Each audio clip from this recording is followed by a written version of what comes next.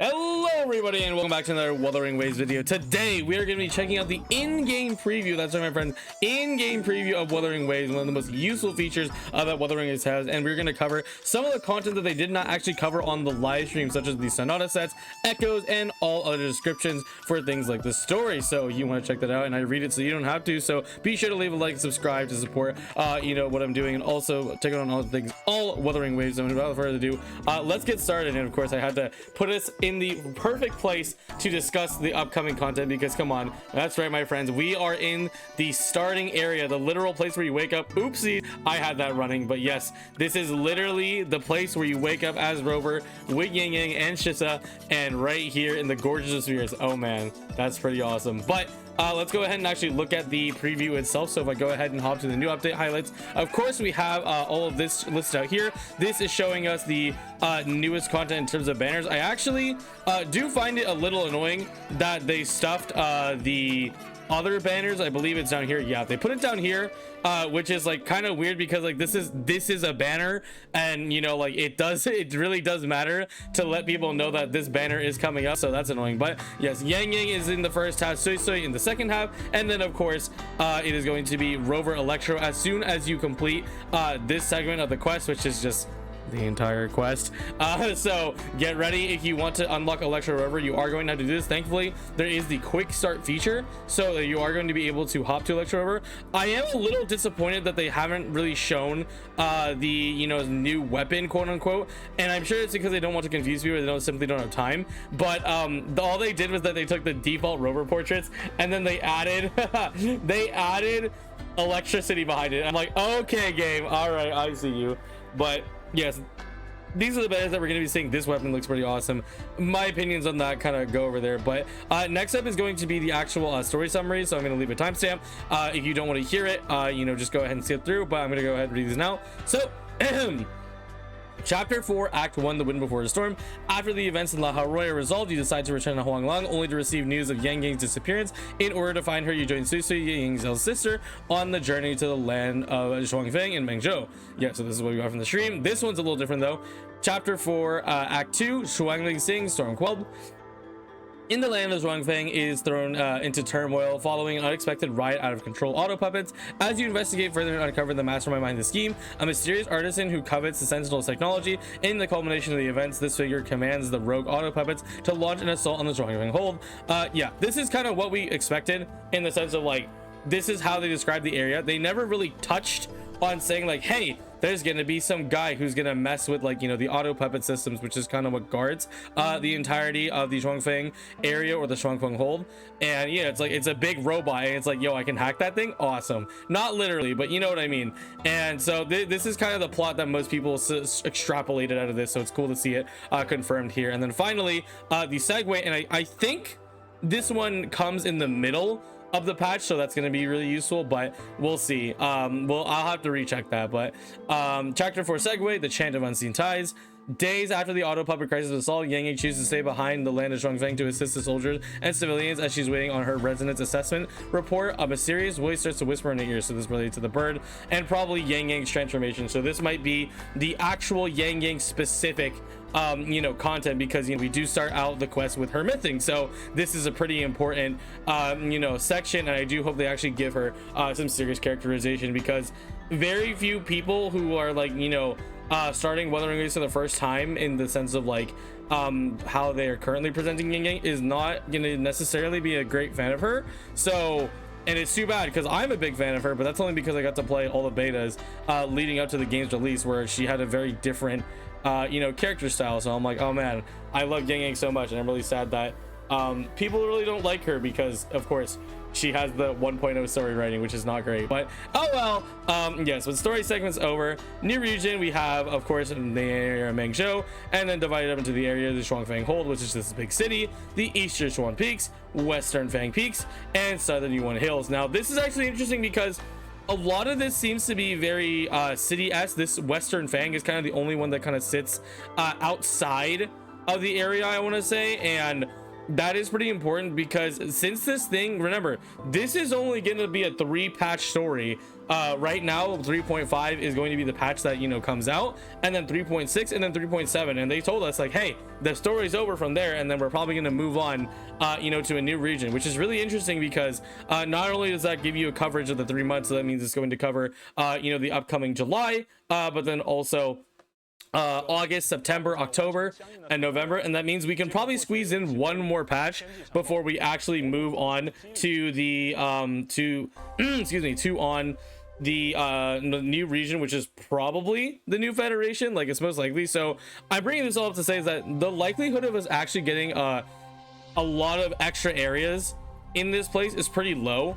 I would if they really want to push it, if they really want to, they really will only add like 2 areas within the upcoming next 2 patches that are left for this entire story, and I really hope it stays at that, because it really doesn't need many more areas when you're already giving us this much for like a 3-patch story, which is already a lot. So I mean, hey, I mean, it's really cool. This place does look awesome.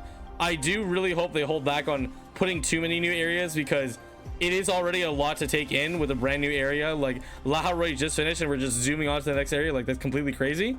But yeah, and then we have, of course, a bunch of events. These are all just things that we're already aware of. End State Matrix, you know, they didn't put the thing here, but you do get a sword skin and a Dania sigil, which are very pretty. So if you've never played End State Matrix before, you should absolutely hop into this. And then, of course, everything else is just standard, so we're just gonna leave them behind. Intel briefing, this is, you know, the new skins, this new banner. I would actually talk about this banner typically on this video, but because it takes a while, you know, to really assess the value of like, if these banners are worth it or not, I'm actually gonna go ahead and save this until you know, I make a proper video with, you know, giving value assessment on like, hey, is this character still worth it? Like, you know, like, is the Asterite return or the Radiant Tide return actually worth it? You know, we'll kind of talk about that and this stuff. We also have the Asterite store accessories, so these will come to the store eventually. But we'll have to see that actually happen when it happens. And of course, the last part and the most important part, new Sonata sets, my friends. So we'll take a quick look at the enemy force because it's just quick. So I'm going to look at only the Echo version. I mean, this is a bunch of lore, you can read that if you want, but here we go. So Myriad Snare Rustfire Chassis, summon the Myriad Snare Rustfire Chassis to attack enemies dealing fusion damage. The Resonator with its Echo equipped in their main slot deals higher fusion and heavy attack damage. Okay, so that's cool. And it also comes with the arrow set we'll talk about in a second, and also of course a fusion set. And then we have the big boss, deal havoc damage to nearby targets and summon blades 1,000 memories. When inflicting havoc, Bane consume a blade of 1,000 memories to deal havoc damage. And of course this is the feather set. So this is really interesting because we have 3 sets, and they're really they seem to be effectively for a majority of the characters in the cast. And I want to do some predictions on who actually has these sets, so let's go ahead and take a look right now. So this one is I could never guess who it could possibly be, guys. Energy regen plus, that's good, we love 10% energy regen. Upon inflicting havoc, Bane gain crit rate and heavy attack damage bonus increase. Upon inflicting glacial shave, grant attack increase to the resonators for the team. I suspect this attack increase is probably like 15%. Maybe has a stacking mechanic, who knows. Either way, I hate the set. This is stupid. I understand that, you know, I get guys take a guess at who it possibly could be. Havoc, who is currently Yang Yang, I would have never guessed. Glacial Shave, who is Suisui, I would have never guessed who this set could possibly be for. But this is annoying. So it is a set, and I while it's cool thematically to have the sisters share the same set, this is like still far too specific to like just be like, hey, so if you're this DOT character, you can do this. If you're this DOT character, you can do this. And it's like, oh brother, like this is just bad design, like straight up. Like, I really don't like how Echo Sonata sets are already designed, and this is just even worse, where it's like very, very specific to the 2 characters. So I mean, like, at least it's truncated, you know, like we don't have to farm a 4th set. So I mean, I guess that's fine, but it's still definitely annoying that like these 2 specific conditions are for these 2 specific characters and nobody else. But yeah, we move on to the next one, and this one is arrow damage bonus up, and inflicting tune strain and shifting increases crit damage and grants arrow damage bonus. So this makes a lot of sense because we don't have a tune break arrow DPS. You know, Sigrika does exist, but she's an echo damage scalar person, so it's definitely not going to be that. And then lastly, we have this Lamp of the Nether Road. HP up upon gaining a shield, gain a stackable crit rate increase at max stacks, gain a fusion damage bonus. So once again, pretty specific and also very interesting, because it's not the first time we've had shields in the game. Literally all the way back to Tao Chi, she has a shield, so that's cool. But also, of course, the most notable one is going to be Augusta and Yuno. Augusta and Yuno are the ones with shields. Of course, neither of them are actually fusion, even though Augusta looks like she's fusion. Yeah, so none of the existing shield characters are actually fusion characters. So this leads us to kind of figure out who is possibly using this set, because it's really weird, because this also, both of these sets exist on this guy. So that means like this main echo needs to be something that makes sense for those teams. You know, it could just be like a 4 cost that's on the main slot. You know, like the arrow person could be using a 3rd slot situation, because this one is inflicting Toon Strain, and then this one could be that. But if I go ahead and tab over to the actual you know, characters remaining that we have, so if you're curious, the characters remaining that we have are Suoming Jingran, Qingxiao, and Hsin. And already I can guarantee you that one of these characters is going to have their own set come out and kind of be eliminated from the pool. And I'd be willing to bet that Qingxiao, just based on like her style and like what she does in the trailer, she's got freaking like, she makes swords rain, she's meditating in the air, like she seems like omnipotent. This is probably going to be the DPS. Now I of course am a big fan of like Jingran. I think he's cool. I do wonder if they're going to make like the fit, like what, how many we have? Jian, Shang Liao, and now we have Luke, the 4th male DPS. There's nothing wrong with the men being the DPS in this game, but it's more like, you've done it so many times, I cannot imagine that you want to do it again. And the question is like how you even like handle it, right? Because if it's gonna be this guy with a spear, and it's gonna be like, you know, oh, he's an arrow damage unit, but then he also does toon break damage, I don't imagine that's what you want to do with this guy. And I mean, obviously the same could be said about Qingxiao if you were to end up doing that. And if you're curious why I'm not saying Hsin, is because Hsin definitely has something else going on, and Suoming definitely has something going on. These two definitely are like the candidates I say for the DPS. And this being the case, it might even be that like these characters will have a previous set, or just they add a new set when they actually come out. But I can't imagine they want to add too many, because I know they're kind of, I think they also know we're kind of sick of having a bunch of sets being added into the game. Like, it does frustrate us. So if I was placing my bets, this one here, which by the way is very close to Luke's set, by the way, so that's also great if you want to calc it out, but I would say this set is probably going to go on top of Jingran or Qingxiao, and that kind of just leaves Suoming and Hsin.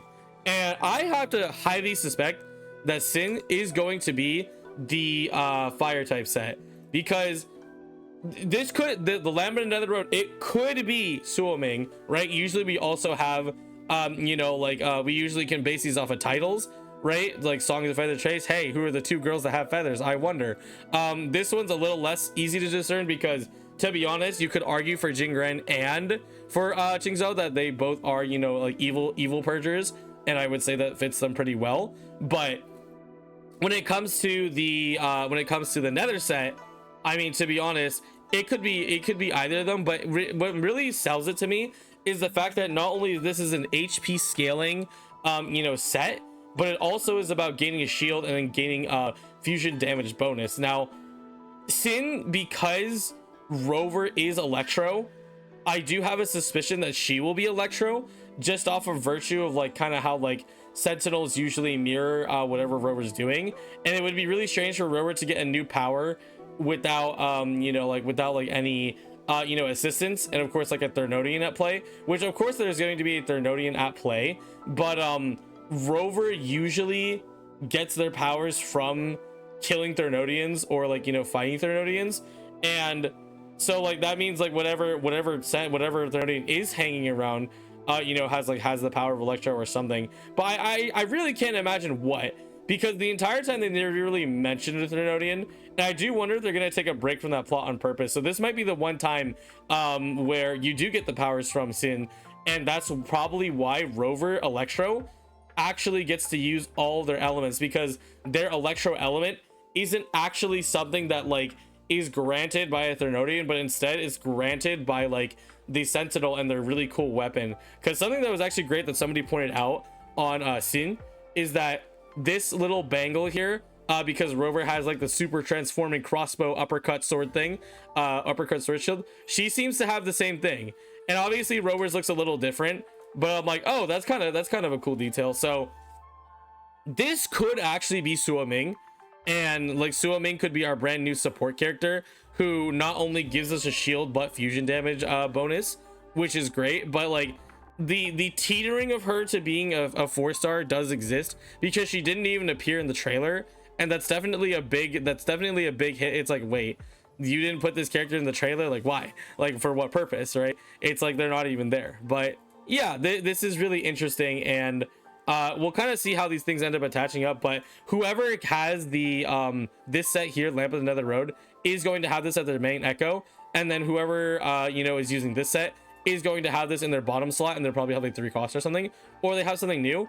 And then for Hsin, because she is a Sentinel, I really do suspect that she is going to have either something new. Maybe she is just gonna be a fusion resonator, join the fusion quick swap cast, which would be totally fine. Which also, like, just this set, like, dang bro, like, this is a strong set. This is really strong. So we'll see what happens there. But yeah, regardless, that's kind of what I wanted to talk about the most.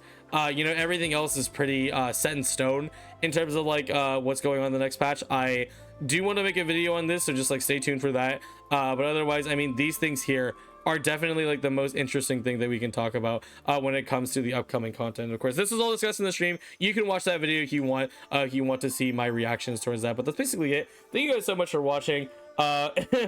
Hopefully this next one doesn't get copyrighted, because I have the brand new song ready to roll for this new patch. Unfortunately, the Will Stetson song, the final time that I used it, did actually get copyright striked, but we'll see what happens anyways. Just thank you guys for keeping up with me. Stay tuned for the polling video when it comes to new Wuthering Waves you know, content that we haven't done, as well as assessing, you know, what the next patch is going to be bringing us. But anyways, thank you so much for watching, and I'll see you guys next time. Goodbye.